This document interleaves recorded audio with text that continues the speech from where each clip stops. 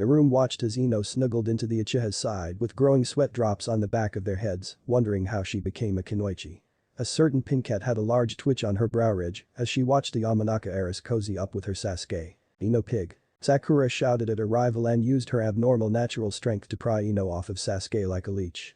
The two-leaf kunoichi, which was a stretch, were grinding their foreheads against the others and were shooting looks that could kill if such a thing was possible. Sasuke, who was hiding his embarrassment, slid away from the fangirls. The room grew a second sweat drop and wondered if all Konoha kunoichi were fangirls. While all of this was happening, one-leaf kunoichi with a hairstyle resembling a panda was looking away in embarrassment. Haku was nodding now, completely understanding what Naruto was telling her earlier. Troublesome. It looks like you guys got roped into competing in these exams as well. Shikamaru said lazily as he and Choji, who was eating from a bag of chips, joined Team 7 and their teammate. Narumi and Naomi let out a small sigh, seeing how even in one of the most important events in the world, Shikamaru showed no enthusiasm. You know, Shikamaru, I think that you might actually die if you were to show some enthusiasm. Narumi said with a small smirk, earning a snicker from her sister and a roll of the eyes from said Nara. Narumi did get a slight twitch when she heard Shikamaru mutter something about troublesome blondes. Hey, it looks like you guys are taking the exams too. Not like you are going to win, right Akamaru? Kiba said, nearly shouting in his usual brash style of doing things, earning a small yelp from his canine partner. Shino and Hinata walked up behind him in a much more subdued and quiet manner. Sasuke managed to distance himself from his arguing fangirls and smirked at the Inuzuka heir. Of course we are, like I would miss a chance to beat shinobi from all over the continent, dog breath. I will also be winning this whole thing. You don't stand a chance against an Uchiha.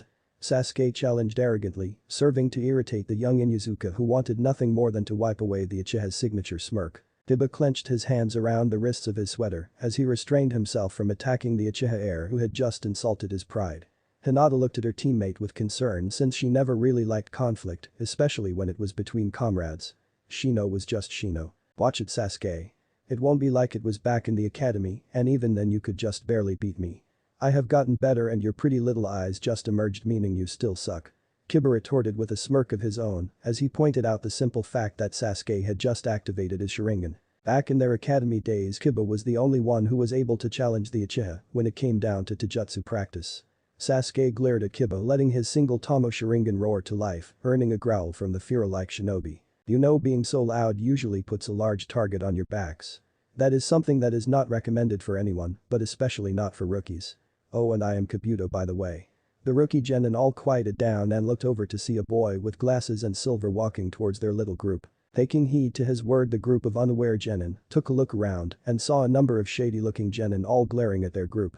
Hinata let out an eep and hid behind Shino, while Ino and Sakura, who had just stopped arguing, swallowed lumps forming in their throat. Sasuke shot them a glare right back and the other genin just looked around the room. Let them glare all they want, me and Akamaru are going to win this whole thing, so it doesn't matter. Isn't that right, boy? Kiba shouted, obviously not bothered by being the center of the attention that others would avoid. Akamaru barked, supporting his master like any loyal shinobi dog would. Kabuto looked at Kiba like he was the stupidest person to ever walk the elemental continent in its entirety. Kiba just ignored the look as he was too busy picturing his grand victory in the middle of an arena, surrounded by a number of fangirls screaming his name. Kabuto shook his head and turned to face the other shinobi in the group. Take it from someone who has taken these tests 7 times. These exams aren't easy, even more so since all of the major hidden villages are competing. Kabuto warned them sternly, getting nods from the genin. Except for Shikamaru, who narrowed his eyes feeling like something was off about the silver-haired genin. Sasuke on the other hand scoffed at the elder leaf genin's warning since he had another opinion on the failure in front of him. They probably aren't that hard. You just suck. Sasuke started with an infuriating smirk on his lips and his arms crossed over his blue clan shirt. Kabuto, who had previously been smiling, frowned at the naive Uchiha. No, these exams are very difficult, but you'll soon learn that. Some of you the hard way. Kabuto finished that last part in an inaudible whisper, shooting a menacing smile towards the group's Uchiha. Taking the exams as many times as I have has allowed me to gain information on this year's competitors, which is quite handy really. Kabuto stated for the group to hear as he pulled out a deck of cards that were blank. Now Shikamaru was really curious about this leaf genin who he had never seen before and who had information on all of the competitors. There was just something that even he couldn't figure out. Information. Sasuke questions, raising an eyebrow with a mild curiosity directed at Kabuto's deck of ninja information cards.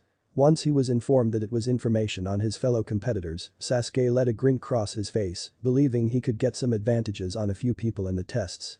Okay, then show me Rock Lee and Gaara Sabaku's cards. Sasuke started remembering how Gaara managed to evade his senses and how Rock Lee beat him handily, not that he'd admit that. Kabuto smiled since the plan was going along perfectly and nodded his head before he began to shuffle the cards. Placing a blank card on the floor, Kabuto put his middle and pointer fingers on the card and released a small pulse of chakra onto the surface of the card. The card spun slowly until the information on Rock Lee came to the surface of the card. Rock Lee has no capabilities in Ninja Gen due to a disease that has ruined his chakra coils. His Taijutsu though is at the point where he could match a number of Jounin.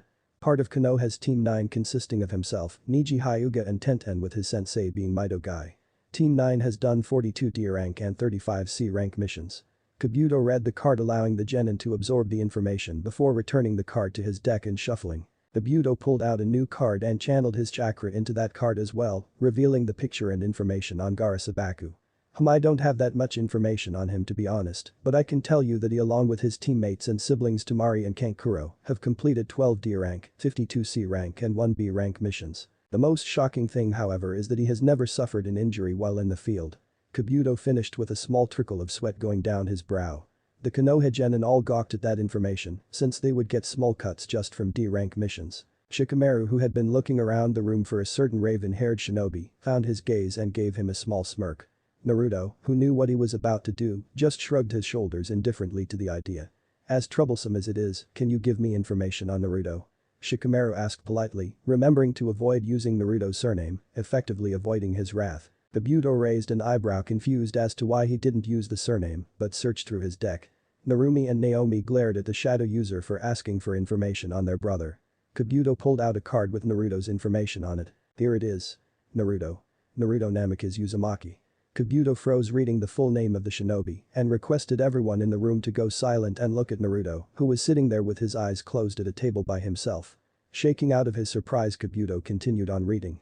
Naruto is the only son of the 4th Hokage and has part of his early life labeled as classified. He has shown no taijutsu but is always seen with a katana on his person.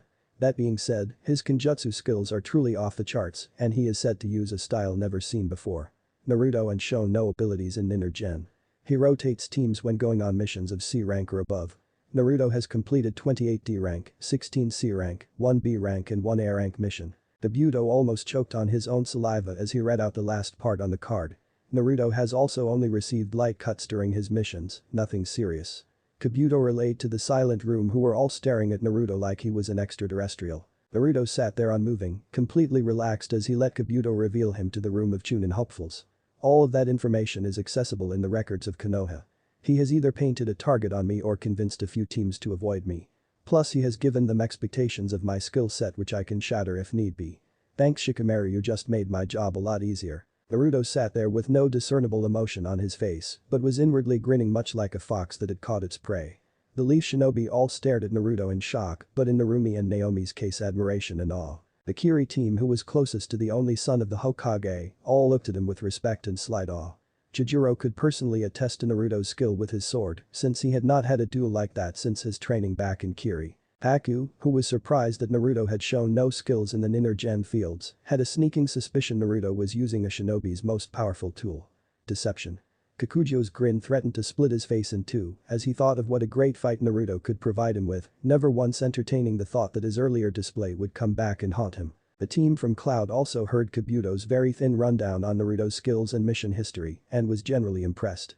Amoy had already started to create a very elaborate but dreadful scenario where he accidentally slaughtered the son of the Yondaime Hokage, leading to the destruction of the ninja system. Perry scoffed believing she could handle the Prince of Konoha easily with her sword still bitter from Naruto embarrassing her over a week ago. Samui was thinking about talking to the raven-haired shinobi since he seemed to be pretty cool, not to mention he had the aura of a confident warrior. Yujito though was not as lucky to have her thoughts in private thanks to a certain perverted feline that was sharing her body with her. Did you hear the kitten hasn't even been seriously injured yet? You need to claim him before some other woman sinks her claws into him. Nibi purred her memory, still thinking about that dominating presence that Naruto produced. It was an aura that demanded you respect his power or there would be consequences which were rare for a genin to hold. Yujito cut the mental link with the two tails in favor of staring at the shinobi, who was now the center of attention. I don't know if it is because he holds the Kyuubi, but he just feels so familiar. Like we have been friends for years. A plume of smoke suddenly erupted behind the podium in the center of the room, drawing everyone's attention. Out of the smoke came a man with tanned skin and one scar running down each of his cheeks at an angle. He was wearing a black trench coat and his leaf headband like a bandana. "Alright maggots, quiet down and follow me." This was the proctor for the first exam, Ibiki Marino, a renowned interrogator and head of the Hidden Leaf's torture and interrogation unit. Ibiki led the participants into another room similar to the fist, but with packets of papers on each seat. Ibiki took his position at the front of the room so he could see everything. "Find the packet that has your name and shinobi license number on it and sit down." Ibiki ordered his newest victims, watching some of them scurry around in a panic while others calmly found where they were to be seated. A chunin is something much more than a genin. As you may find yourself leading missions where it is your role to look at everything and make swift decisions. It is up to you to be swift but correct.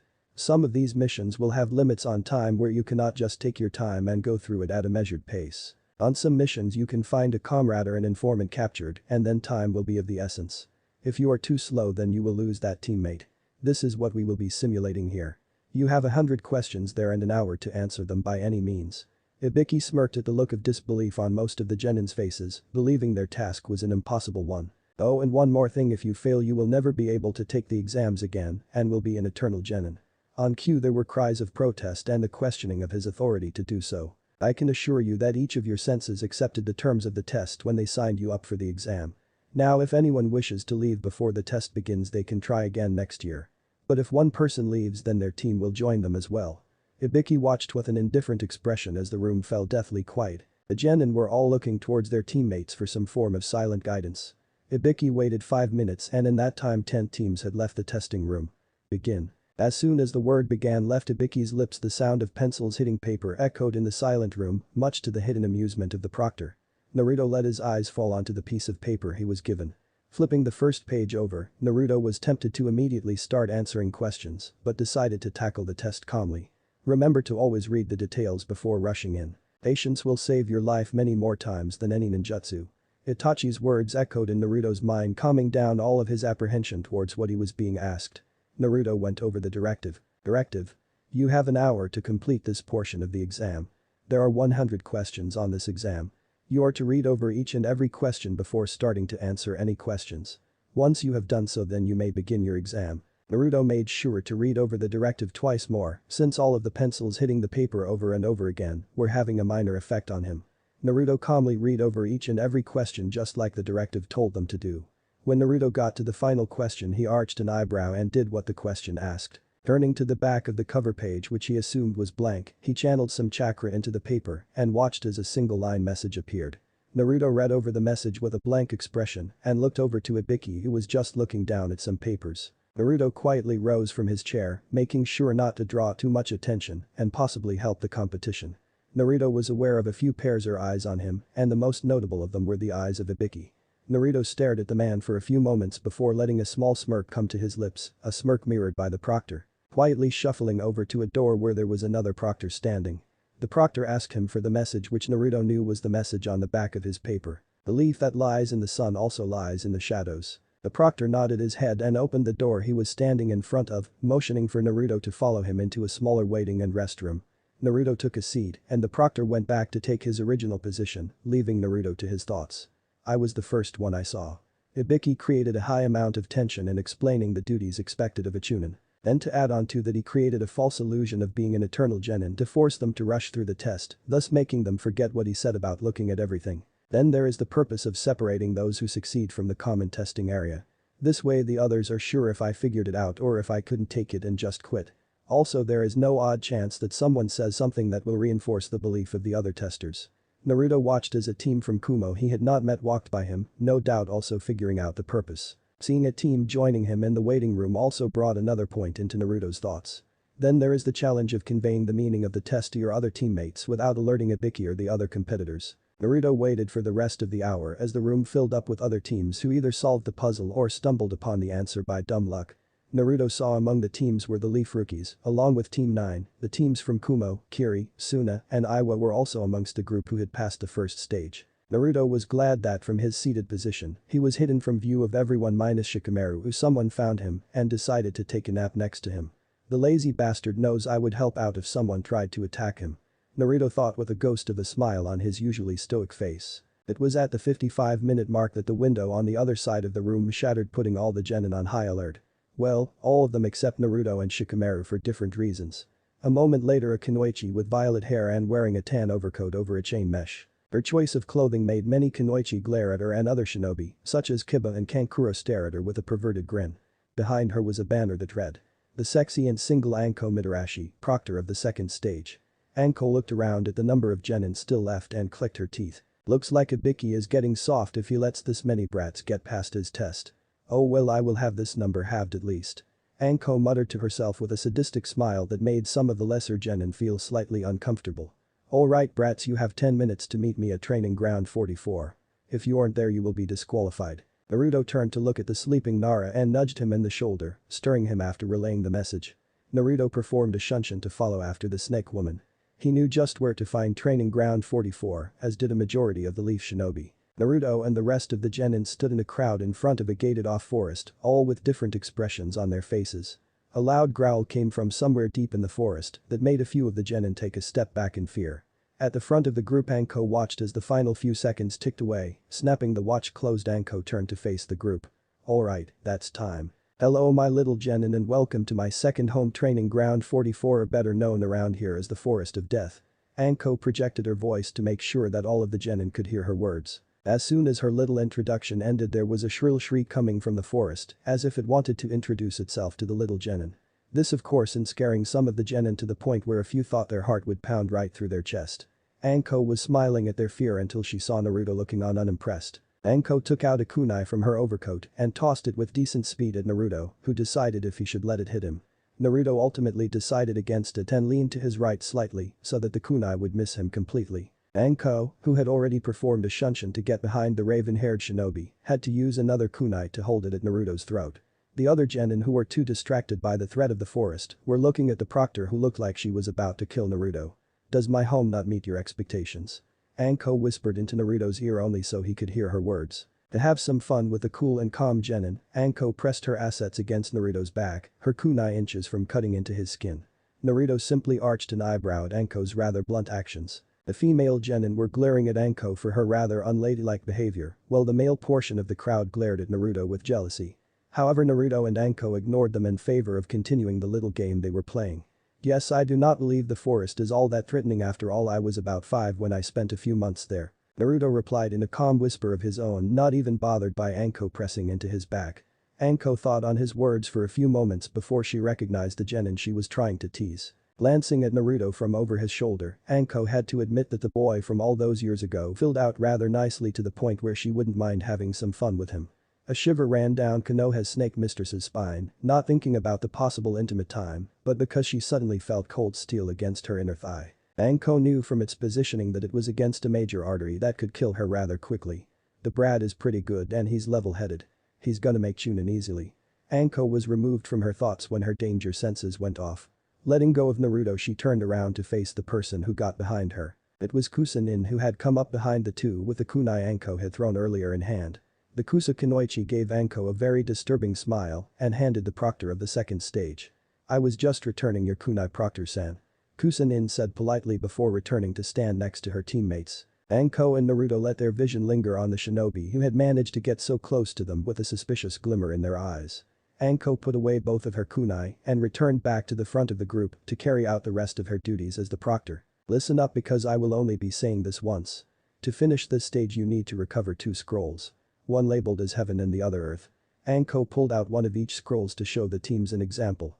"You are not allowed to open up these scrolls until you reach the tower in the center of the forest, where you will need to bring the scrolls. The teams from Konoha and Kumo with 4 members will need to gather 2 of each scroll because of the extra member." Anko pocketed the scrolls and pointed over to a booth with a Chunin sitting there with a stack of papers. "To get your scroll and gate number, you will need to sign a waiver that relieves Konoha of any responsibility for your probable death in the forest." This got a number of unhappy grumbles from the genin, who were basically called future corpses by a nonchalant Anko. Naruto strolled over to the booth and signed his waiver and was given an earth scroll as well as his gate, number 12. Naruto stood there by himself, aware of the eyes that were on him from the Omegaker team to his right and a different Kiri squad on his left. Naruto heard Anko's voice come over a speaker system, wishing the genin luck, which made Naruto snort since he knew that those words were far from sincere. There was a loud buzzer that went off and simultaneously each and every gate opened up. Naruto took off towards where he knew the tower to be from his childhood, not bothering to look for a team because he knew a team would come looking for him, the lone wolf in the competition. It had been about an hour close to 2 when Naruto sensed someone was following him thanks to a cage bunshin that had dispelled itself. Naruto dropped down to the forest floor that was littered with a number of thick trees and shrubbery. It was not even a minute later when Naruto found himself with company on the forest floor. Naruto's side, of course, it had to be an Iwa team. Each of the Iwa shinobi were glaring at the scorned son of the Hokage, with an obvious hatred filling their eyes, blinding them to the truth. The truth being Naruto was not his father and should not be judged for Minato's actions during a war. Who Naruto guessed was the leader stepped forward with an arrogant grin on his face. Look, he's the son of that damned yellow flash. He killed my father and now I will be able to get my revenge by killing his son. I bet you wish you had a team now, bastard, just so you could run from my revenge. The teen shouted with a bloodthirsty grin, a grin that both of his teammates were sporting on their own faces. Naruto sighed and shook his head at the ignorant fools in front of him that would rather kill him for the Hokage's sins than try to be diplomatic about the situation. Then again, to the untrained eye, Naruto would not appear to be any place to negotiate with a full team of shinobi. Naruto decided not to stain twilight with the blood of the trash in front of him and would stick to his taijutsu. Naruto usually did not rely on taijutsu since a sword was so much more efficient in killing or dispatching opponents, but the raven-haired shinobi thought this would be a good chance to sharpen his skills. Naruto spread his legs out, widening his base, and let his arms hang at his sides, giving the impression that he had an opening. This was the essence of the Kodo Hoku style that would encourage an opponent to rush in, where Naruto would use sudden movements to deliver punishing but quick strikes before moving again. Earth release. Stone gauntlets. The lead shinobi slammed his fists into the ground and slowly retracted them from the ground with a grin. The shinobi fell back into a boxer's stance before rushing forward to close the distance between him and the son of Iowa's greatest enemy. Naruto bobbed and weaved away from a handful of jabs that were aimed at his skull. Naruto glanced behind his shoulder and spun on his heel and gripped the sides of the stone spear that another of the Iowa shinobi had tried to stab him with.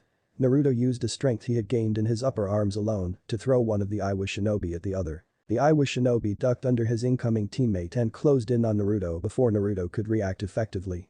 Bringing back his stone glove, Iwa Nin threw a straight punch that Naruto could not block in time. Naruto was taken back behind the strength in the punch and therefore was not prepared to be launched into the tree line back first. The Iowa shinobi team waited for Naruto to get back to his feet before continuing the beatdown. Naruto, who was pulling himself from the crushed trunk of the tree he crashed through, started to evaluate himself.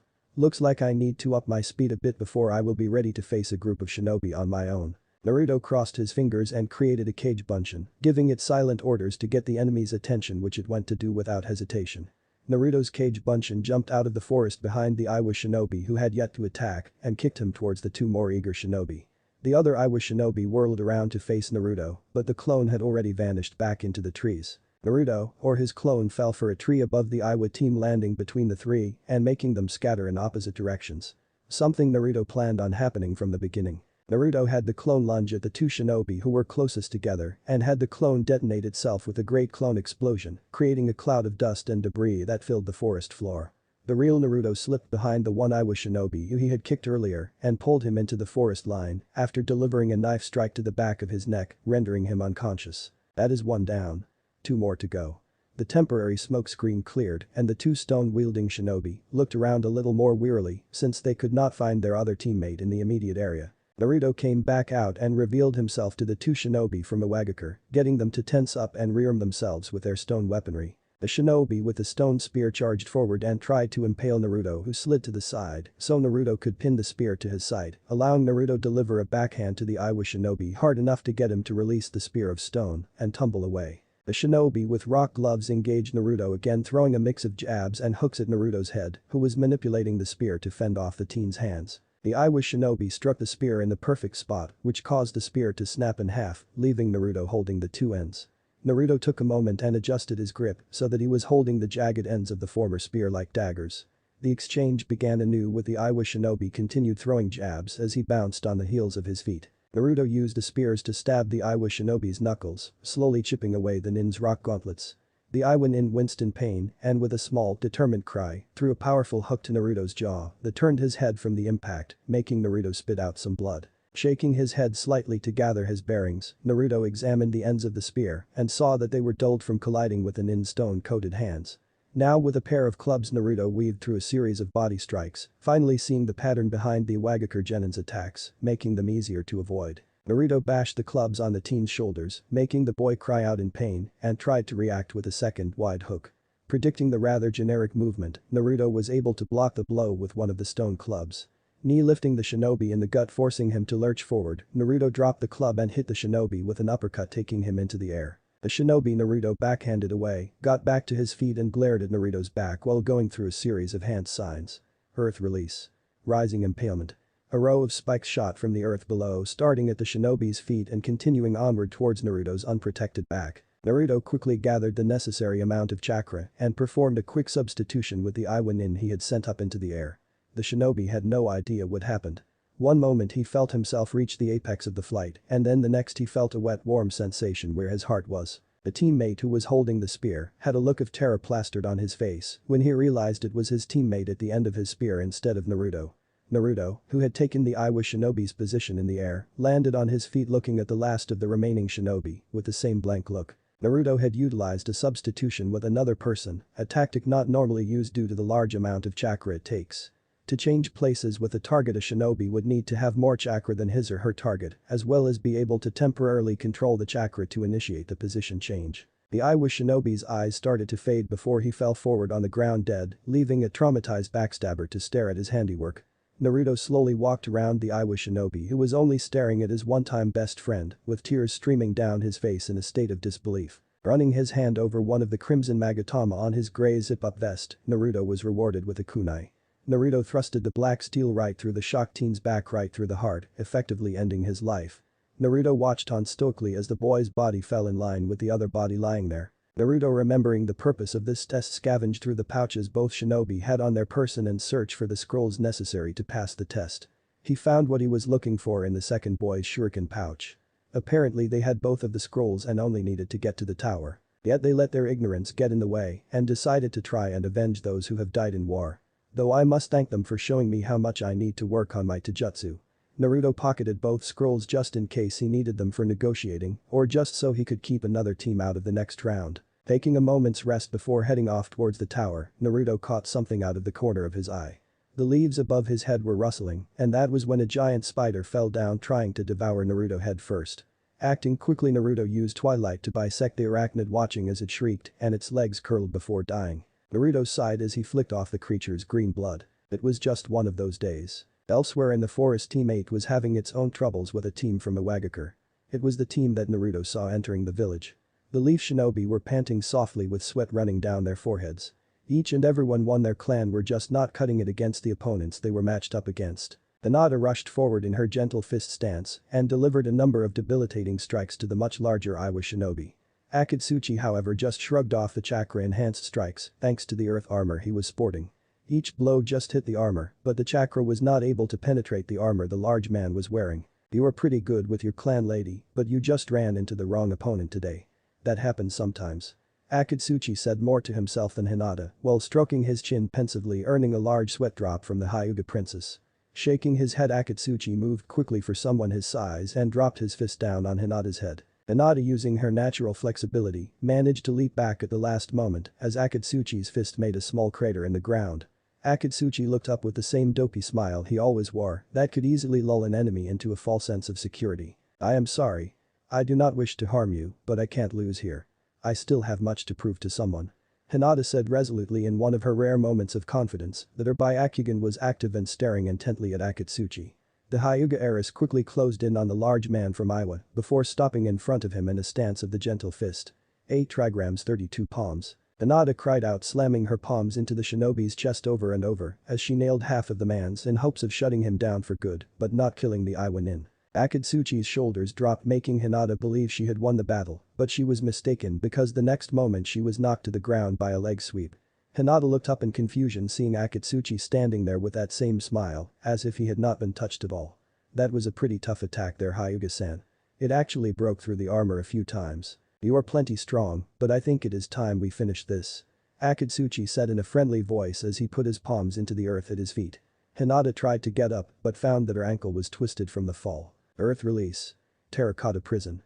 Hinata watched helplessly as walls started to rise up all around her in a rectangular formation. There was a loud crash where the walls locked together above her, trapping her in the prison. Hinata felt herself getting weaker and weaker and was left wondering what was happening to her. As if he could read her mind, Akatsuchi's voice came through the walls of the prison. I always get yelled at for explaining things, but if you activate your Byakugan you will see what is happening, so I'll just tell you. The terracotta prison takes the inmate's chakra and uses it to strengthen the walls. Don't worry, I made sure to make the technique end when you go unconscious. Despite her situation, Hinata smiled since she would not be killed in this dreadful forest. Shino and his bugs too were having difficulty with his opponent from Iwa due to her fire that just kept melting before they could hit her. Shino was silently blaming himself for not preparing his hive more extensively for this exam as he watched Kuretsuchi burn down another wave of his beetles. Is that the best you got, bug boy? You better hurry up and step it up or I will end up crushing you. The granddaughter of the Tsuchikage taunted the Aburum, who under his sunglasses had a twitching brow from all of the bug-based insults. Let it be known that normally an Aburum will be logical but truly hate when people refer to them as bugs, and even more so when someone speaks of killing insects. Shino raised his arms where another much larger wave of parasitic insects raced at the Iwa Kunoichi. Kuretsuchi, who was too busy laughing at her own puns to avoid the bugs, was soon encased in the chakra eaters. Just when Shino thought his victory was assured, his insects scattered, revealing a log used as a substitution to avoid being a beetle meal. Kuretsuchi appeared behind the bug user and kicked him in the spine, sending him sliding towards her original position. Hey. You just irritated me, beetle boy. Now I am going to burn you until you are a pile of ashes. Kuretsuchi said confidently while pointing a finger at the calm Aburum. Shino said nothing and continued to stare at Kuretsuchi, who sighed in turn. Why am I the one who always gets stuck with the silent types? They are never any fun to mess with. Do not worry, Iwa Nin, this is all over. Nin. Insect sphere. Kuretsuchi blinked in confusion, but then the lighting around her started to dim. Looking up, the Iwa Kunoichi saw a large sphere of beetles closing in on her completely. Shino watched as she was encased by the beetles he left on the ground the moment before she kicked him away. Shino waited for his beetles to finish the job, lowering his arms and waiting. That was when there was red glow of a human silhouette under the black mass of chakra-eating insects. Shino moved to reinforce the sphere just in case, but it was too late. Imton. Eruption. Kuretsuchi bellowed from under the beetles angrily because this was the second time she found herself under Shino's bugs. The beetles started to launch off of the Iwagakure Kunoichi, each covered by small globs of lava, making them deadly projectiles. Shino did his best to avoid the flaming insects, however he was caught a few times from the loose hanging clothing on his body. Kuretsuchi, who was now free, looked absolutely livid with steam coming from her shoulders from her last technique, which only added onto the Eni visage. Okay, now I am really pissed at Aburum. It is time to finish you off so I can get away from all these damn bugs. Shino did not even notice Kuretsuchi preparing another, he was so preoccupied with dodging his insects-turned missiles, the numbers obviously coming back to bite him.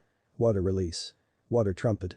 Kuretsuchi gathered up water in her mouth and used her hand to shape the water jet, giving it the appearance of a trumpet shooting it towards Shino. Shino looked up at the last moment to see the powerful jet slam into his chest and blast him into a thick oak tree. The pressure continued, pinning him to the tree, his head whiplashing back and slamming into the solid bark, knocking the bug user unconscious. Kuretsuchi searched through Shino's coat and found her desired object, the Heaven Scroll. Hiba, like the rest of his team, was finding he had no luck with the diver helmet-wearing Kunoichi from Iwa. The Inyazuka heir looked down to see the skin on his knuckles burned quite badly, which confused him since he hadn't seen it being used. Kiba had only managed to land a few strikes on the Kunoichi, but they had done minimal to no damage. The ground around them was marked with craters from Kiba and Akamaru use of Jutsuga, which the Kunoichi avoided each time. Kiba looked over at his partner to see his white fur covered with dirt and scratches, but nothing too serious. Kiba shook his hands that had a continuous stinging sensation coming from them, which the young Inyazuka couldn't figure out the cause of. Looking back at the foreign Kunoichi, Kiba grinned at her despite the pain he was feeling. I don't know why you wear that helmet. It hides your pretty little face. Kiba said in what he thought was a smooth tone of voice, stating what he thought to be a fact. Akamaru let out a small groan, not believing his master would actually try to hit on someone in the middle of a battle. Poor little Akamaru. He probably should put Kiba on a leash. The Iwagakure Kunoichi did not show any positive reaction to Kiba's words, as matter of fact she showed no reaction. The look on her beautiful face was one of complete and utter boredom. Obviously Kiba was not providing any kind of excitement for her. You're not my type. I would say sorry, but I'm really not. She said, getting an angry frown from Kiba as she looked up at the sky and thought. No, there is nothing important about this mutt. Not like him. The Kunoichi thought with a longing sigh as she remembered the presence Naruto exuded. In that brief moment she knew the raven-haired son of the Hokage would be someone important. In that brief moment she knew she had to have him. What did you say, you bitch? Oh stupid Kiba. You never call a woman that, ever. The Kunoichi's grey eyes suddenly had a dangerous glint in them as Kiba's words reached her just after she left her inner workings. A murderous black aura surrounded her, and Kiba thought he saw an Oni mask glaring through his soul, but that was just a killer intent illusion. What did you say, Mutt? Both humans knew that this question was rhetorical, but Kiba couldn't find his tongue to respond. Akamaru slowly backed away and hid inside of a bush to leave his master to the fate he brought upon himself. The air around the Kunoichi started to shimmer before screams of pain echoed out in the woods. The Iwa shinobi team all gathered back together in the place where they originally split up Lee's teammate. None of the shinobi had a mark on them, nor were they even breathing hard, they were just fine. It looks like your opponents were letdowns as well, huh? Kuritsuchi asked while twirling the scroll she liberated from Shino, while her teammates nodded their heads to the more confident member of the team. Alright then. Let's go find a spot to camp out for the rest of the day and night. We have plenty of time left. No need to rush. As the Iwa team went to find a suitable place to camp for the next sun and moon cycle, another presence landed on the floor. It was Kurenai Yuhi, the sensei of Team 8, who had come to collect her unconscious team. The reason was she had seen how a number of large, hungry bears were nearing each of her students. Sure, it would disqualify them, but it was better than them being meals for the animals of the forest. Using a jinjutsu to knock out the bears, Kurenai took her team to the hospital for treatment and a rest period. The four-man squad from Kumagakure found themselves in a rather tight situation as they stood surrounded by three different teams. They had found themselves in battle for the better part of half an hour with a team from Omegakure, Takigakure and Yugakure. Each time any of the shinobi from Kumo had a chance to finish off one of the 9 various ninjas, they were chased off by another one of the 9 shinobi. Amoy and Kari were clashing with 2 nin from AIM who were using an umbrella blade. Initially they thought their teamwork would win out, but the 2 AIM nin were quite the partnership as well and were holding their own. Samui, who at the start managed to kill one of the AIM shinobi with a sneak attack lightning, was now facing off with a shinobi team from the hidden waterfall village. Samui's tanto was broken from the water blade technique that the Kunoichi from Taki had armed herself with. Samui had managed to fend off the water element using shinobi thanks to her lightning affinity, but the numbers had kept them at a deadlock. Yet if the fight continued as it was, Samui would surely lose because she was only one person, therefore one source of chakra, while they had 3. Ujido was the one having the most trouble, however, because of the odd fighting styles each of the Yugakure shinobi had individually. One of the teens had claws made of metal blades that extended out that were very compatible with his natural quickness. The next was a Kunoichi who was wearing a large chakram like a large hoop but with a bladed outside. The third shinobi wielded a serrated scythe that looked more designed to cut than stab. Even if Ujido was the Jinchuriki of the Nibi, these people still defied conventional fighting methods, providing challenges that were foreign to Kumo's Hellcat. Ujido had to use the 2 tails chakra to lengthen her nails into claws of her own to combat the metal claws of the Yugakure shinobi. The few kunai she had tried to use were not long enough to keep up with the eccentric combat she found herself in. Ujido moved to the side, avoiding a slash from the claw-wielding ninja, which she responded to with a swipe of her own, which he blocked with his overhand. Ujido was forced to backflip away before the chakram-wielding Kunoichi bisected her at the stomach. Ujido's slitted eyes narrowed at the 2 shinobi, focusing on trying to find flaws. It was this focus that left the Kumo Jinchuriki open to an attack. Hidden, there's one behind you. The Nibi's alarmed shout broke Ujido from her planning, realizing what was about to happen, and she braced herself for the hurt. The Nibi too was trying to recall seeing such fighting styles and slacked on sensing the area around her container. Samui also shouted out a warning, but Ujido only heard Nibi's warning. Samui's rare voice raising got the attention of Kari and Amoy, who looked at Ujido with horrified and startled expressions, seeing what Samui was seeing. The 2 shinobi from Yugakure shared a glance and a smug grin, seeing as they were about to take one of the pesky Kumo-nin out. Finally, I will get to sacrifice someone to Jashin-sama. The black-haired boy shouted with an insane glee, swinging his scythe down on Ujido's exposed back with his tongue hanging from the side of his mouth and eyes bright with an insane mirth. Clang. The Jashin's eyes widened when he saw his single scythe blade being held at bay by a blade that was black, white and grey. The teen looked down the blade to see a black-haired shinobi from the hidden leaf was the one who saved Ujido. The sound of metal hitting metal stopped all the fighting going on. Each and every shinobi recognized who Naruto was thanks to Kabuto's information back before the first stage. Ujido and the Kumo-nin were both shocked and immensely relieved by Naruto's timely intervention. And Naruto? Ujido whispered out, trying to validate what she was seeing as real. Naruto, who was still holding off the side with Twilight without any difficulty, turned over his shoulder and gave Ujido a small grin and a nod. Then Naruto quickly threw his katana up, bringing the side with it, leaving the teen from Yugakure open up to the kick Naruto delivered to the teen. With the catastrophe averted, both sides regrouped, staring at each other intently and some hostility. Well, not Naruto, he was just holding Twilight while staring at the strange chain around the Jashinist's neck.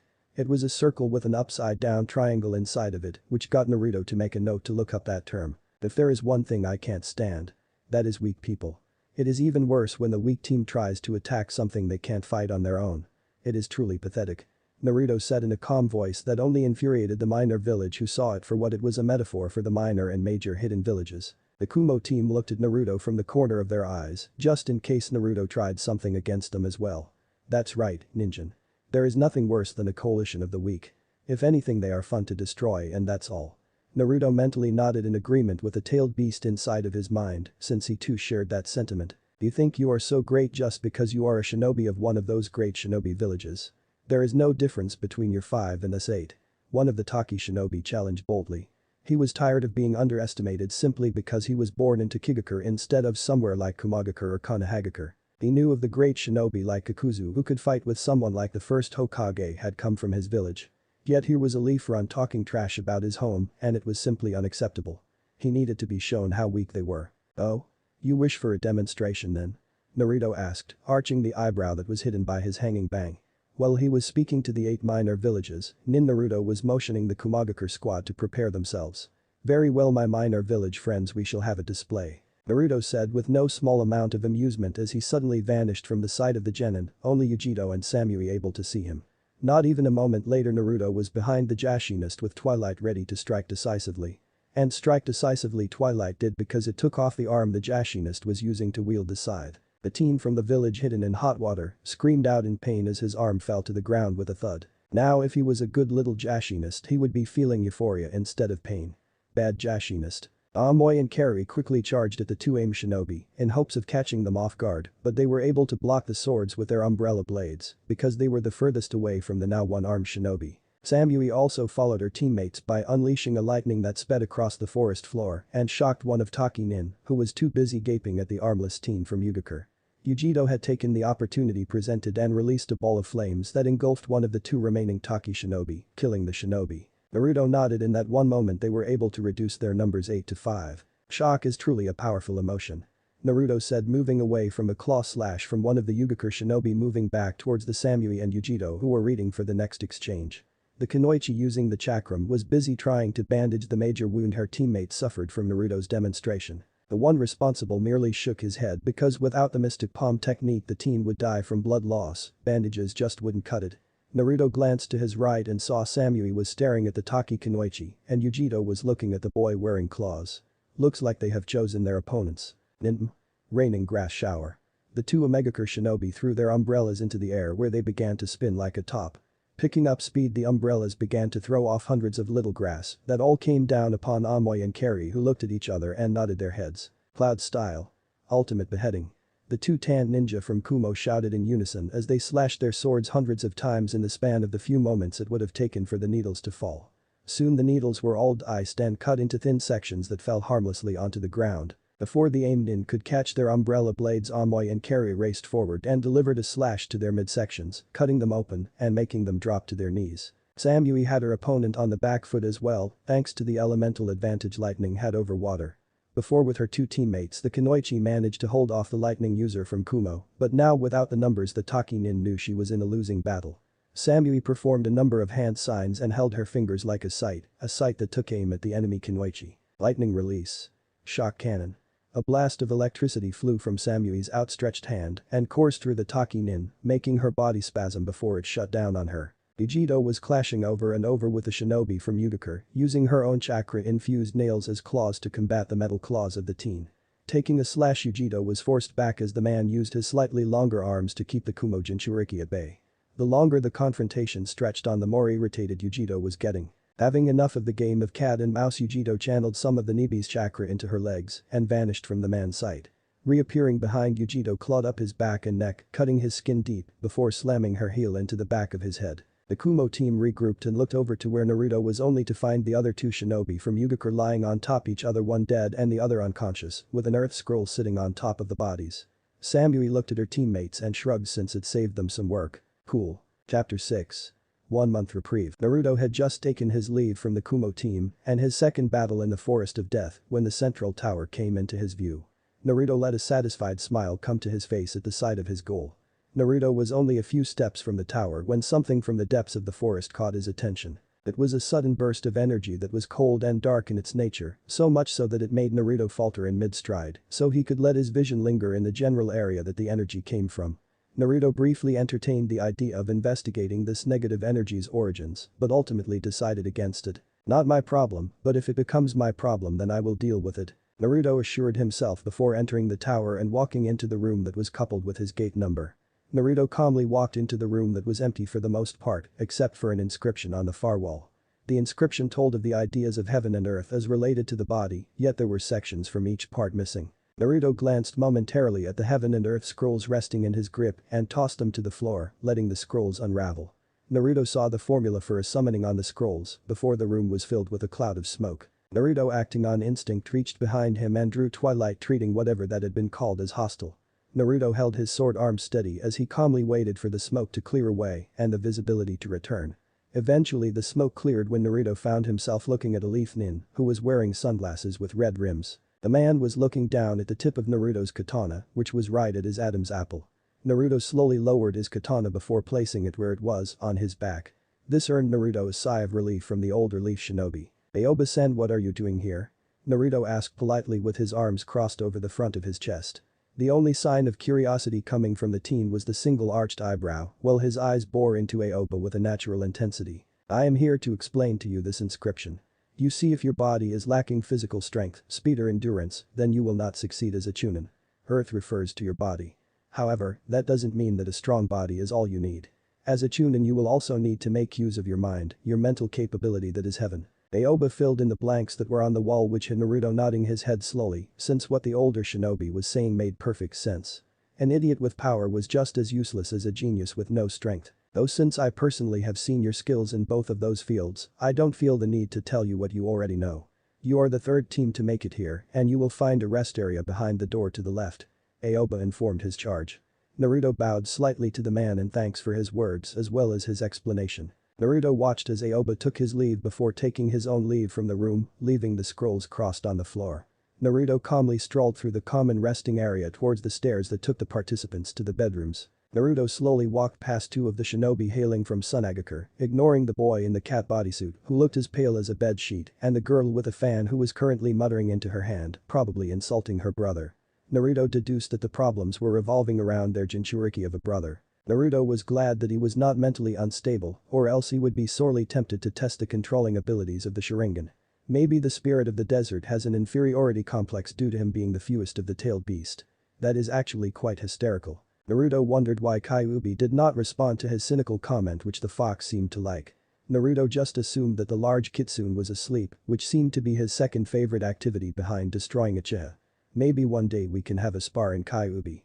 My eyes versus your legendary power. It will be the match of the century. Naruto's blood started to pump just thinking of fighting something as powerful as the Kyuubi, but the young Uchiha knew that would be much further down the road. Believing he could fight the strongest of the tailed beasts as he was would be just downright foolish. Naruto was a few steps from the base of the stairs when two boys came down from the stairs talking to each other rather happily. The boy on the left had short messy black hair that just covered the top of his Tokigakure headband. His brown eyes were trained on the boy to his right, and aside from the red scarf hanging from his neck, there was nothing special about the teen. The other Tokigakure shinobi had darker skin than his teammate and had a shaved haircut and green eyes. The only thing really different about this teen was the blue scarf he had wrapped around his neck. "That demon bitch thinks she can call the shots on our team. What a joke, she was lucky we let her use that curse of hers to gather the scroll we needed," Red said cruelly while trying not to laugh at the thought of the demon being in charge. The boy with the blue scarf nodded his head, but unlike the shinobi wearing red, he was laughing openly. Naruto, catching their words, stopped at the bottom of the steps as they continued to descend from the second floor. The word demon always made Naruto go to a place few had seen from the raven-haired teen. "Yeah, like that would ever happen. Did you see the look on her face when she thought we had accepted her? Oh, I think I saw the tears following behind her as she ran to the training ground. What a ride," Blue said with a smirk of his own as he looked down the hallway at the far end of the large room. The shinobi with the red scarf just chuckled at the blue scarf's words, as if they were the first joke ever invented. Naruto took one moment to check the area and made sure they were alone as the two Taki nin made it off of the staircase. Naruto threw the two Taki shinobi against a wall so hard that it created a spiderweb-like crack in the stone structure and drew the breath from their lungs. The two scarf-wearing teens looked up in disbelief and bewilderment, wondering what just hit them. In that moment they really wished they hadn't because they were gazing right into the red-slitted eyes of Naruto. Do you care to repeat just what you said? Naruto's voice was dark to the point where it was almost feral in nature.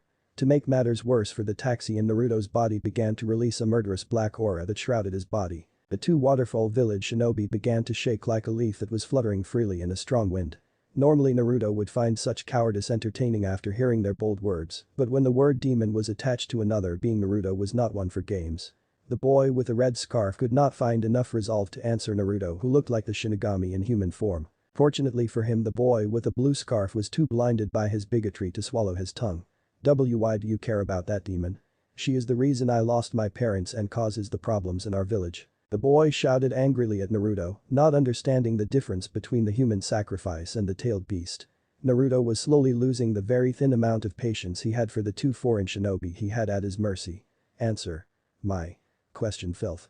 Naruto's voice deepened even more, making the boy in the red scarf truly believe it was his time to visit oblivion. The black aura around Naruto started to wave violently and sporadically, slowly threatening to consume the two bigots.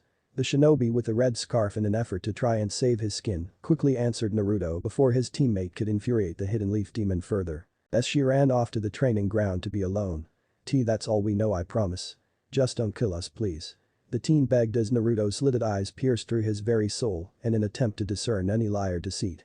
Naruto, deeming the boy was telling the truth, called back his murderous intent, but it caused an aftershock that rendered both Tokigakure shinobi unconscious against the wall. Naruto's eyes turned back to the calm blue they normally took as he made his way towards the training ground provided for the teams who had completed their task.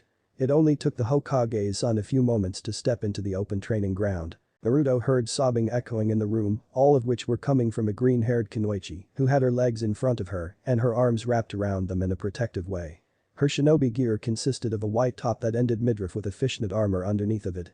Her forearms were covered by white sections of the same clothing and a red cylinder-shaped object on her back. Naruto immediately picked out the Taki forehead protector on her right arm. Naruto took a few calming breaths before he tried to talk to the distraught container because the last thing he wanted was to come off threateningly. Naruto slowly walked over to where the green-haired girl was crying and slowly lowered himself so he was sitting next to her. The girl had yet to realize Naruto was sitting there due to her emotional state, something which Naruto took notice of. To gain her attention, Naruto coughed once, which got her to pause her crying, but not to look up from her knees. Go away. I'm not even doing anything to bother you. All I'm doing is being alone like the world seems to like it. The girl screamed at Naruto, though her voice was hoarse from all of the sobbing she was doing at the moment. Why would I want to leave you all alone? It looks like you could use some company for me. Naruto said calmly in the softest voice he could manage as he looked ahead. The girl's body tensed at hearing an unfamiliar voice so close to her. Looking up, curious as to who was so close to her, she saw Naruto's face and his blue eyes that were looking straight ahead. Naruto turned his head and his blue eyes locked with her orange eyes, where he flashed a small smile to the girl whose eyes were red from crying. I'm sure you know who I am by now, so may I ask for your name, then miss? The green-hair girl simply stared at the teen who she knew was the son of the fourth Hokage, which would basically make him like a prince in Konoha. Why is he even speaking to someone like me? The girl asked herself as she remembered the brief moment her eyes met Naruto's where she saw so much. To most people Naruto's eyes were cold and uncaring, but to her, someone who had been scorned her entire life, they were so warm and accepting. There was no malice in those blue eyes, it was those eyes that made her feel something she had long forsaken. Hope. My name is Fu, but you shouldn't be talking to someone like me. I mean, you're the son of the fourth Hokage and all. Fu's voice was so low that if Naruto was not as close as he was, he would not have been able to hear Fu introduce herself to him. His hand did twitch slightly when Fu called him Minato's-san, but he would let it slide, seeing how depressed the kunoichi was. Why wouldn't I want to talk to someone I can empathize with so deeply? Naruto asked rhetorically as he looked out over the training ground with a faraway look in his azure eyes. Naruto's faraway gaze was due to the rush of memories of how terrible his childhood was. How he had people who were meant to protect him yet they abandoned him. Life as a Jinchuriki was hell, that much was true. The look of unmistakable sorrow in Fu's orange eyes quickly morphed into a look of uncontainable fury.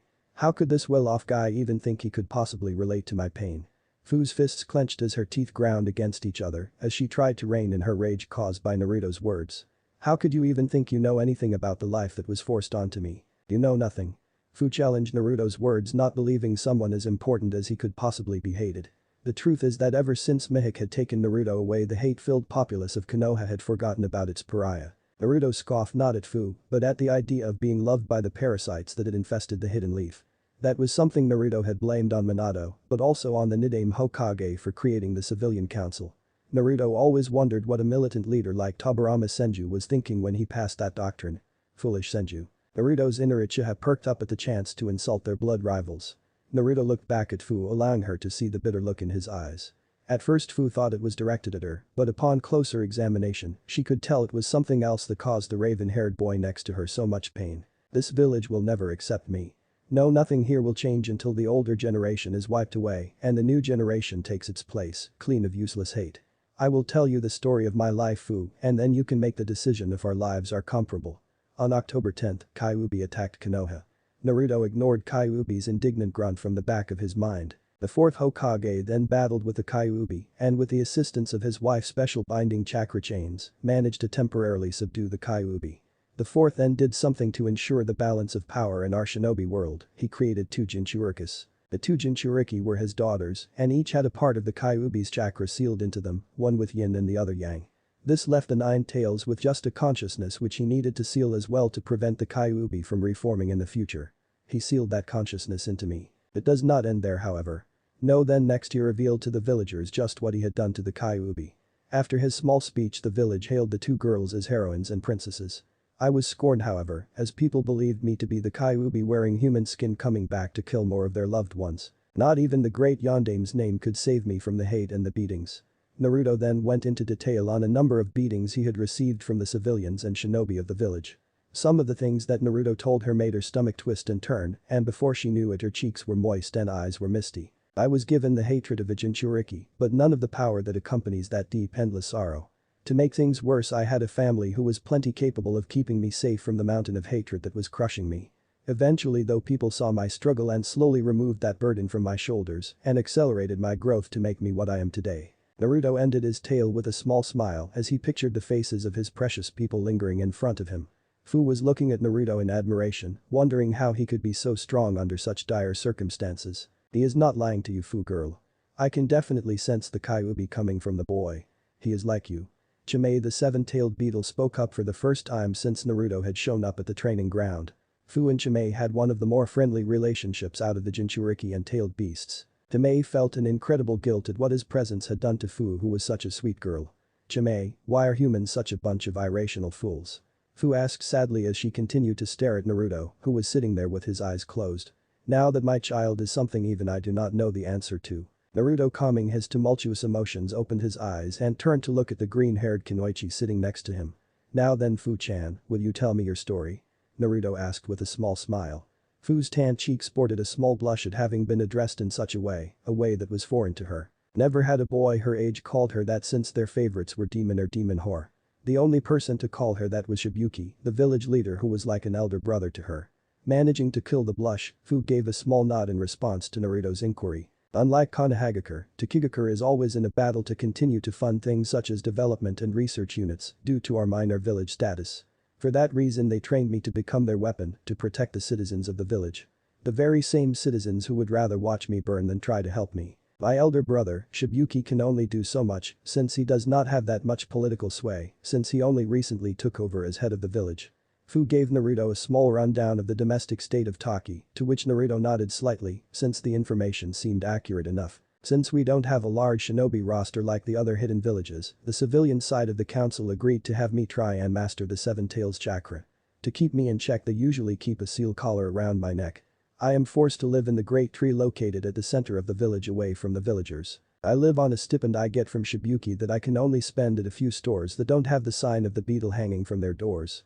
Fu's voice took a small hint of anger at the mention of the villagers of Taki, not that Naruto would admonish her for that. They then assigned me to a team for these Chunin exams since it would be a good way to show off some of Taki's strength and hopefully draw in more business. I guess I foolishly thought that my team would accept me, but I see how wrong I was. Fu could feel the tears welling up in her eyes again and moved to hug her legs again when she felt something warm around her. Fu then realized that it was Naruto who was hugging her tightly, the action alone making her eyes widen in shock. Never before had anyone been so caring towards her, and here was the boy she literally met maybe an hour ago hugging her. It will be alright, you just need to keep on being strong, Fu-chan. Naruto whispered into her ear, consolingly breaking Fu's emotional dam. Fu let her head drop onto Naruto's shoulder where she began to cry. Naruto just stroked her back as he felt the fabric on his shoulder dampen from the mint-haired Jinchuriki's tears. Naruto held Fu for around 10 minutes until Fu managed to gain back control over her tear ducts. Naruto pulled back from the hug, making Fu miss the contact of his body. "Say Fu-chan, would you like to leave Taki and stay here in Konoha with me?" Naruto asked seemingly out of left field, which made Fu recoil in surprise. What, I don't think the council would let their most powerful asset go just like Naruto-kun. Fu said honestly but secretly liked the idea of joining Naruto and living in Konoha and away from the village that she currently resided in.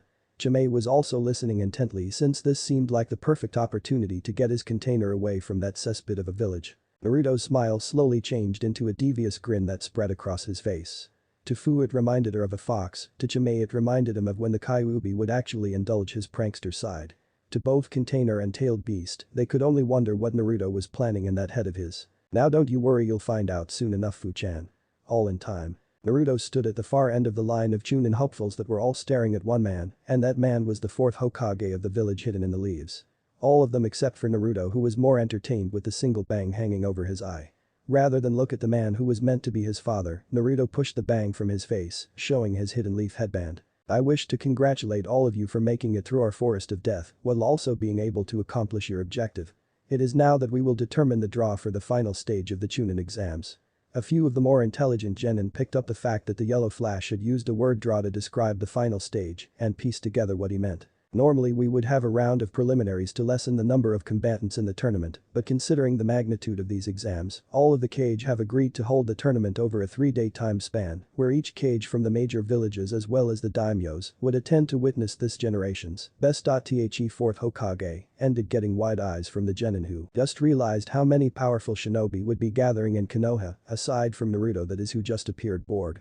Anko walked up beside Minato holding a box with a hole in the lid big enough for a hand to fit through. "When you are called you will come forth and draw a number that will slate you in a position for the tourney."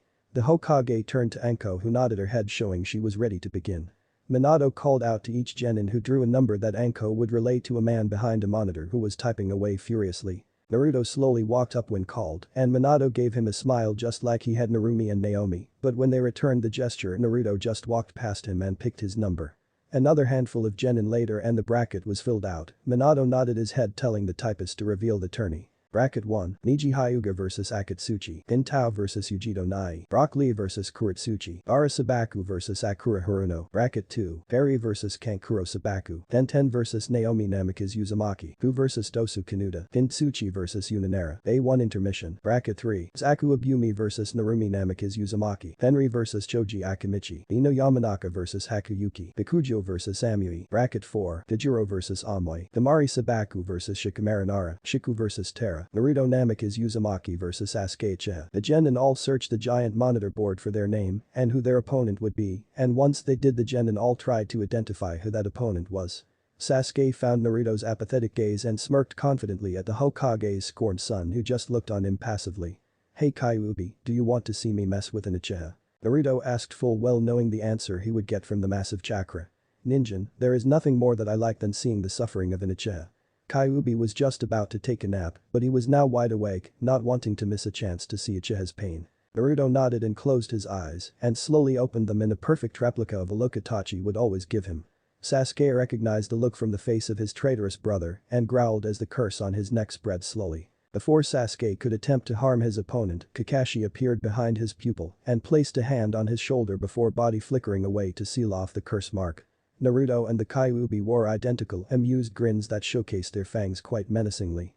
Chijiro, who at that moment spared a glance at Naruto, shivered as he mentally imaged one of his senseis grinning at him like that. Minato still had more to say, coughed loudly to grab back control of the room as well as to quell the quiet ruckus that had sprang to life. "This tournament will begin here in Konoha in exactly 1 month's time. This will give you time to hone some of your skills as well as give the cages and daimyos proper time to travel. You may stay here to train or return to your home village, but know that if you are late you are automatically disqualified, no matter how much potential you may have. Timing is essential in the shinobi world. Good luck to you all."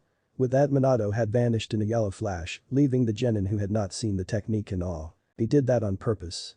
Naruto groaned silently and walked away, clearly not impressed like the other genin that were not blood relatives of him. Naruto was aware of the few pairs of eyes that were on him as he left, but he paid them no mind. He was tired of being around so many people. He needed his solitude. Narumi and Naomi planned to follow them but were quickly confronted by Shikamaru, Ino and Choji who asked them if they wanted to go and try to find teammate. The sisters looked over to where Naruto was walking and found nothing, sighing as they nodded their heads. Naruto walked down the streets with his hands buried inside the pockets of his zip-up vest, quickly closing in on his apartment. That was when a wonderful aroma invaded his nostrils that forced the young Uchiha to halt mid-stride. Turning to his left, Naruto looked upon one of his most favorite places in Konoha, Ichiraku Ramen. Naruto paused his journey and started to slowly approach the ramen restaurant. I guess I can treat myself before diving into the deep end with my training. Naruto walked past the hanging cloth that gave the stand some privacy and silently sat there as Tucci started to make some ramen. Naruto cleared his throat, gaining the ramen maker's attention. Tucci paused the making of his next batch of ramen and turned around, his polite smile already in place for the customer to feel more welcomed. Hello, how may? Oh Naruto my boy, how are you doing? The old man asked his favorite customer who he hadn't seen in a while, to which Naruto gave him an apologetic smile. Well, I have been very busy as of late. Naruto started off only to have a bowl of miso ramen slid across the counter. Naruto blinked and looked up questioningly where he met Tucci already motioning for him to start eating. Naruto nodded with a grateful smile on his usually stoic face. Breaking open the chopsticks, Naruto uttered a quick thank you before he dug into his hot food. Naruto sighed in pleasure as he swallowed his first bite. So good. Did I hear you say Naruto? A more feminine voice asked from in the kitchen section of the ramen stand. Soon the owner of the voice, Am, the ramen maker's daughter, emerged from the kitchen. Her face lit up upon seeing Naruto sitting there in the stool. Wasting no time, she took off at a speed that would leave a Chunin green with envy and lock Naruto in a warm embrace. Thankfully Naruto emptied his first bowl, so Am's rather sudden action only rattled the empty bowl. Naruto let out a small grunt but managed to keep himself perched atop the small stool despite Am's weight crashing against him. Am eventually released a young Uzumaki from her exuberant hug and stared at him expectantly. Where have you been, mister? Naruto's whole body screamed danger as he gulped down the lump in his throat. Am had a hand on her hip and a ladle in her other hand that, accompanied with a stern look on her face, reminded him of the older sister he saw her as. Naruto thought about escaping but knew that would only make the civilian girl even angrier than she was now. Naruto decided to bite the bullet and tell them the truth of what he had been doing. Naruto then went on to explain how he had been placed on his own team and had to take an influx of missions to fulfill the requirements needed to participate in the Chunin exams. Naruto then told them of what he had experienced during his last trip into the Forest of Death. Tucci nodded his head since he had heard many things about a shinobi's way of life from idle chatter at his establishment. Am still looked doubtful but in the end relented, only giving Naruto a warning about what she would do if he disappeared ever again.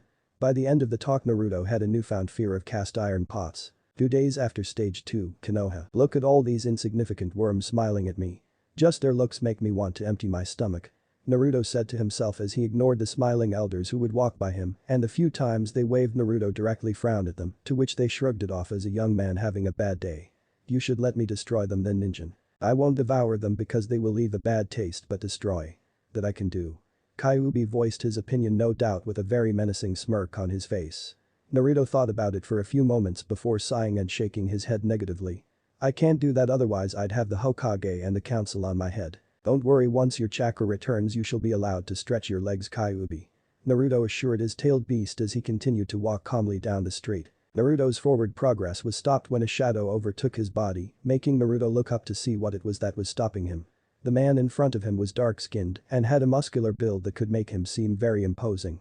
The man's right shoulder contained the kanji for iron and a bull's horn was tattooed on his left cheek. The man wore oval-shaped sunglasses and the typical Kumo flak jacket, but this one only went over one shoulder.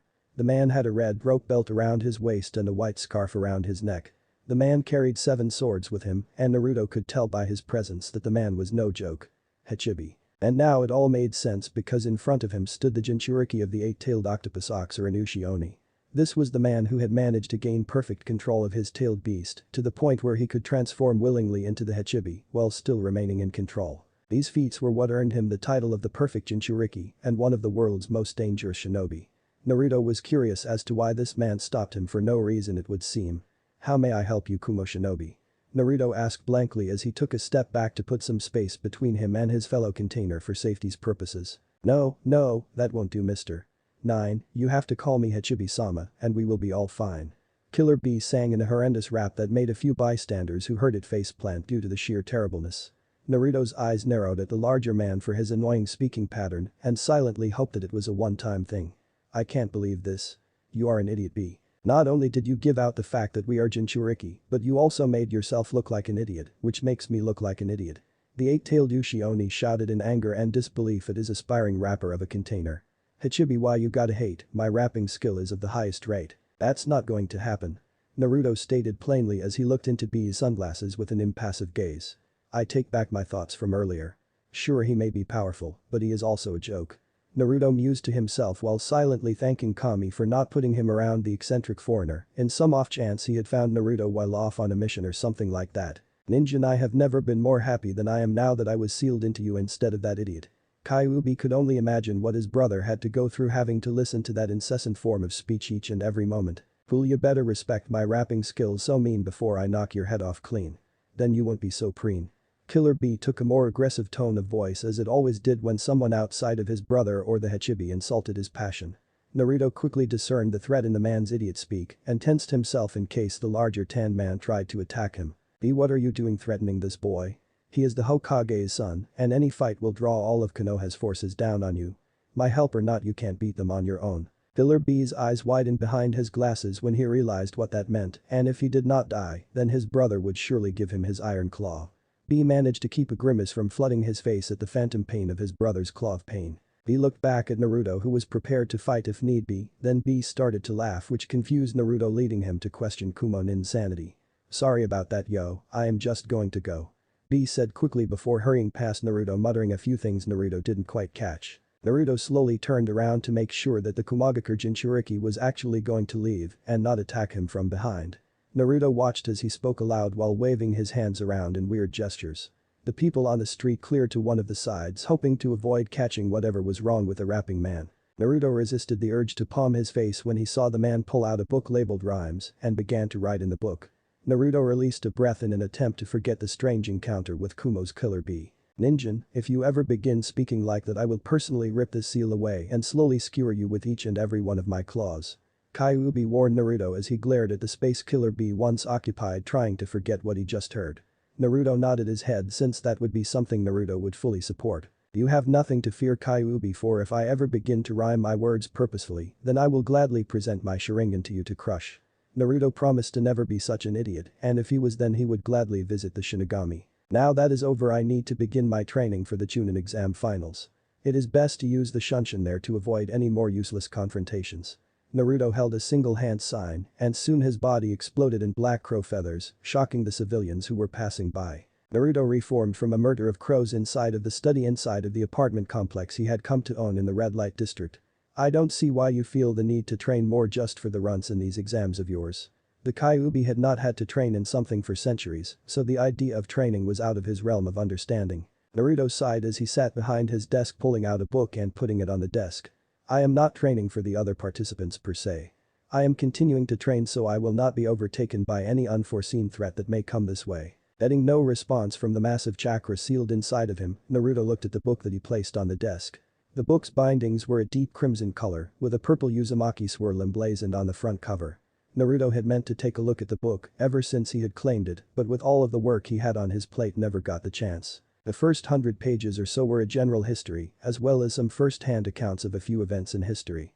There was something that made Naruto glance down at himself, but he mentally pushed that back in favor of reading more of his book. Naruto skimmed through another 50 or so pages until something caught his interest, so much so that he had momentarily let go of the book to try and comprehend what he had just read. Taking a deep breath, Naruto read over the information once again and found that he was not mistaken in what he had read. Something like that even possible? Naruto questioned more to the air than anything else. The Kyuubi, who was reading through Naruto's eyes, was also quite surprised by what he had read. It seems unlikely, but with things like that you never know until you try. Kyuubi admitted with some amount of respect for what was accomplished in some of the things done in the book. Naruto nodded his head and began to read with a new sense of purpose in his azure eyes. Near the borders of the land of fire and earth, what are we going to do about this, sensei? A man with charcoal black eyes asked while staring down at the piece of paper that was resting on the counter between the two cloaked figures. If the information on the paper was accurate, then what may happen could be very disconcerting to say the least. I know you wanted to visit the Chunin exams to check on our students, but these reports, if true, are quite concerning. A sharp voice said before taking a sip from his cup of tea, getting a nod from the person next to him. The man's yellow eyes stared ahead at the road which was now muddy with the rain. I agree with Sensei. As much as I would like to see his progress since he has left our tutelage, we need to check on these rumors. A softer yet equally serious voice replied as the owner looked up into the dark sky from under the small travel station they were resting at. These two men who were sipping tea were two of Naruto's three senseis, Dracula Mihik and Itachi Uchiha. Both men were making their way back to Konoha with all intent on checking up on Naruto, but a certain piece of information altered those plans. The report from one of Mihik's informants read of two men who were wearing black cloaks adorned by red clouds. While not as large as Jiraiya's spy network, Mihik's was just as effective when he needed to know something. What bothered the hawk-eyed swordsman was who was underneath those cloaks. From the report they were given, Itachi and Mihik had only just missed the two shinobi who were in the center of the report. It seems that we will need to visit Tsuchi no Kuni once more, Itachi. Are you ready to go? Mihik asked, seemingly not even bothered by the seasonal downpour that was currently soaking the area.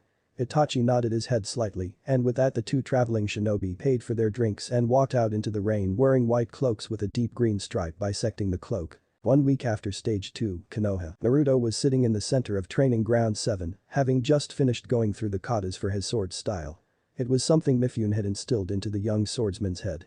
Mifune would always say that to keep one's blade as sharp as their mind, practice was always needed or else the skills attained would deteriorate. Naruto knew the katas could only take him so far, so he asked Nico if she could spar with him once a week. Yugao agreed since with the finals right around the corner, all Anbu who were not on long-term missions were given leave so they could keep the village's safety uncompromised. They had already been spared once, and Naruto could see how happy Yugao was to actually have a duel with someone. Naruto and Yugao both knew that the number of skilled swordsmen in Konoha could be counted on one hand. Naruto knew of only one proficient with a blade besides Yugao, and his name was Heichiko. Naruto recalled that when he mentioned that name Yugao would tense momentarily, but Naruto did not pry. Naruto had been forced to train in his basement while working on his ninjutsu due to the prying eyes of the village. Naruto was thankful Mihik had taught him how to use reinforcement seals, otherwise the whole complex would have collapsed down on him during his first training session. Naruto opened his eyes feeling 5 new presences on the training ground that was just empty aside from him. Naruto's blank eyes found themselves staring at Minato, Kushina, Narumi, Naomi and Jiraiya. Naruto slowly reached for Twilight which was lying on the grass next to him before standing up. What is it? Naruto already knew the answer, but decided it was best to be civil with a man who could control his entire shinobi career. Kushina sighed sadly at her son's distant behavior which deep down she knew herself to be the cause of. Naruto looked at the group waiting for any of them to answer his question. Kushina was the first to act and pointed at the large man with white hair who was holding an equally large scroll in one arm. The pervert and the rest of us would like for you to sign the Toad contract. Kushina said, hopeful this could be a chance for her to finally start to make amends with her wayward son. That was the sentiment shared by each person in their little group, yet sadly Naruto still wouldn't even smile at them. He looked at them like he was looking at an enemy, and to him they may as well be. Jiraiya scoffed at the redhead's words, and some weird music began to play confusing everyone minus Minato and Naruto. I am no mere pervert, Kushina. I am the world's greatest pervert. I am a super pervert. The music came to a climax with a loud trumpet sound, and then the field was deathly quiet, with each person looking at the Toad Sage. Minato had just face-palmed at his sensei's less than desirable behavior. Kushina and her daughters were glaring bloody murder at the self-proclaimed world's greatest pervert. Naruto just stared at the Toad like he would any other time they had encountered each other. Naomi spoke before Naruto could even manage to respond with a reply of his own. Yen Ai-san, you should sign the Ero Idiot's contract so that we can all train together. The excitable redhead said with a shimmer of hope in her eyes at the thought of having her big brother back. Narumi smiled at her sister, already knowing her wish was the same as Naomi's wish, though Narumi just couldn't see Naruto as a brother anymore. It didn't feel right. Naruto was something else to her, he was like an engine that wouldn't stop, and that belief was only furthered when she read that letter all those years ago. Naruto's impassive blue eyes softened for a moment as he looked at his sister who looked back imploringly. Back when he was a child Naruto would easily blame his sister for his suffering, but as he grew he realized that her actions were not meant to hurt him. She was just acting like any child who would want attention from their parents. I can't sign the Toad contract for I have already signed a contract with the Crows and their leader.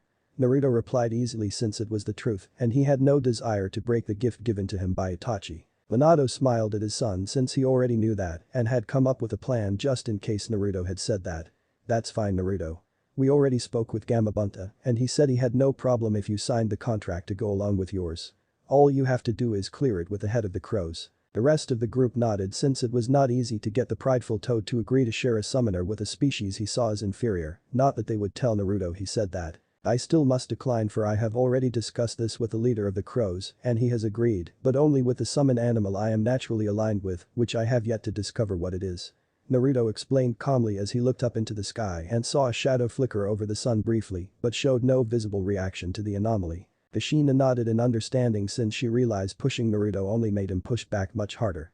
The four holders of the Toad contract, however, were showing varying levels of disappointment with Naruto's decision to decline the contract. Jiraiya and all his pride could not believe that Naruto could turn down a chance to align himself with the Toads, but also by proxy turn down being trained by the fabled Toad sage. Kid, there are a million people who would kill to be offered what I just offered you. This is your chance to train under my wing and become something feared. Jiraiya explained seriously as he stared into Naruto's glacial eyes with a questioning glint in his eyes. Naruto just stared right back with the only notable facial reaction was the slight downward twitch of his lips. Perhaps you are right, however I am not one of those so-called millions. I can achieve what I need to without your help. That goes for you as well, Kushina, Minato. You have nothing I wish to learn. Not the Rasengan or even the Hiraishin. Now if you will excuse me, I have something that needs my attention. Naruto then disappeared beneath a shroud of falling crow feathers, leaving the five shinobi there speechless. With good reason too, since it was not every day that someone refused to learn some of the most feared in the world. But Naruto was far from normal. Kurahane Forest. Naruto opened his now Sharingan red eyes as he looked around the area he found himself transported to. Naruto knew this place to be Kurahane Forest, which was the home of the crow summons.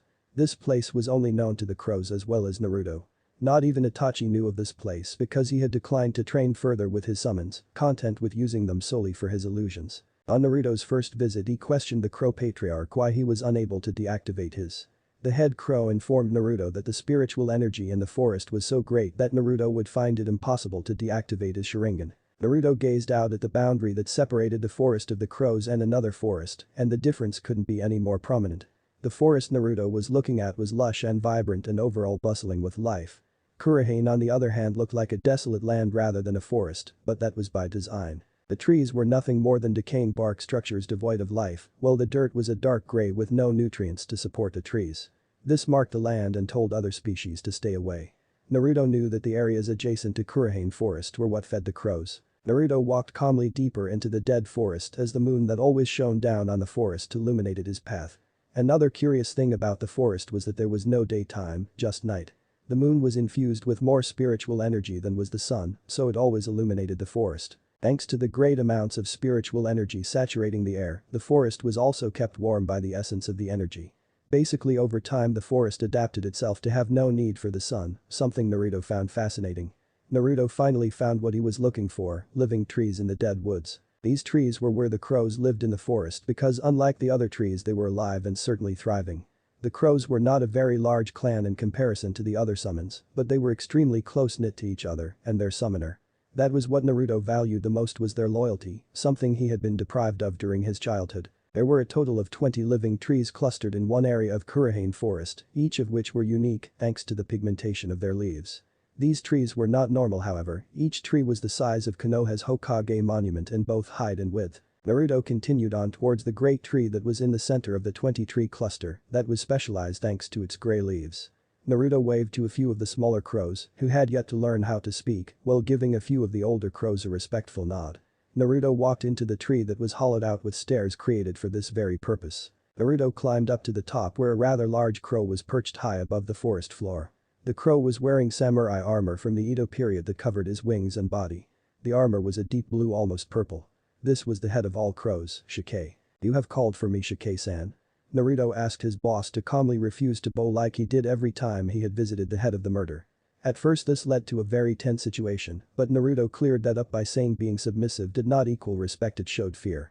After that Naruto had earned the large crow's respect and was never asked to bow before him again. The crow opened his void black eyes and stared down his summoner, who to his credit showed no sign of discomfort from being examined so crucially.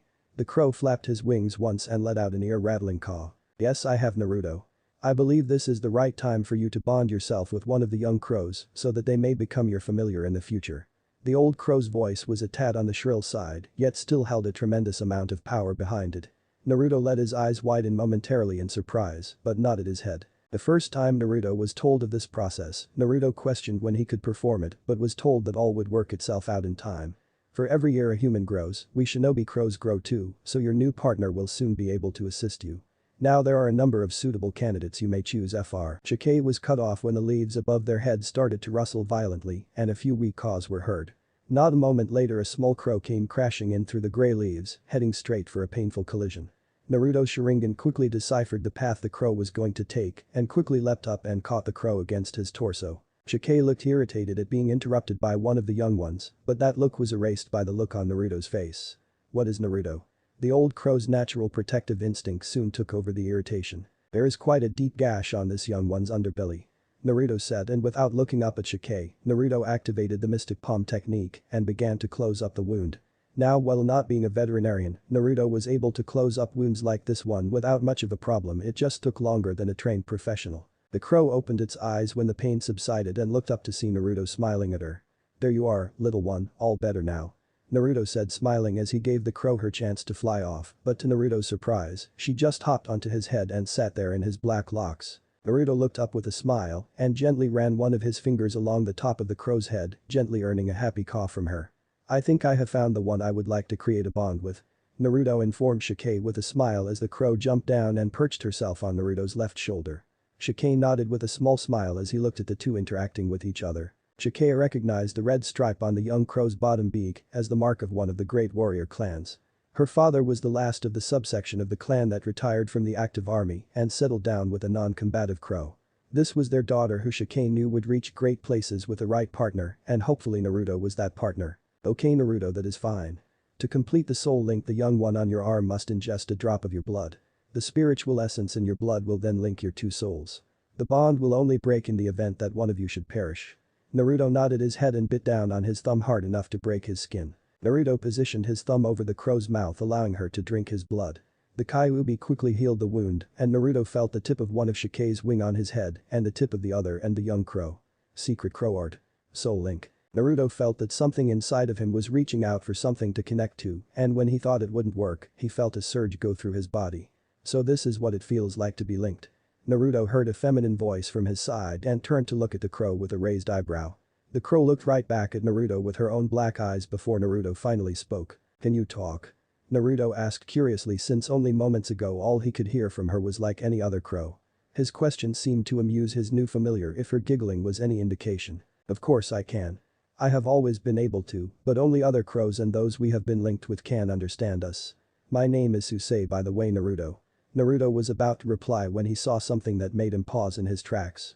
Susei's previously empty black eyes changed to a burning red and slowly 3 tomo filled each eye. Naruto blinked a few times as did Susei, who saw her eyes reflected in Naruto's headband. Needless to say, neither Naruto nor Susei knew what was going on or why she now had the Sharingan. Ah, so it seems like the blood from your body has changed, Susei, as well, how interesting. Since Itachi had never linked with a crow, this is the first time a link had been formed at all, especially with a shinobi. With a Naruto paused and analyzed the situation as well, and that was the best and only explanation that even made sense. Now then, why don't you two go back to Konoha and get acquainted with each other? Off you go, Shu. Then came the simultaneous reply of Naruto and Susei. Stupid bag of feathers. As they were brought back to Konoha, the old crow broke into a fit of laughter.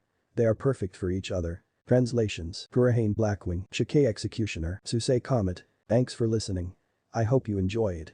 If you want the next part of this video, turn on that bell notification. Like, subscribe and comment down below. And also check out the others videos I have created and enjoyed it. See you guys next video.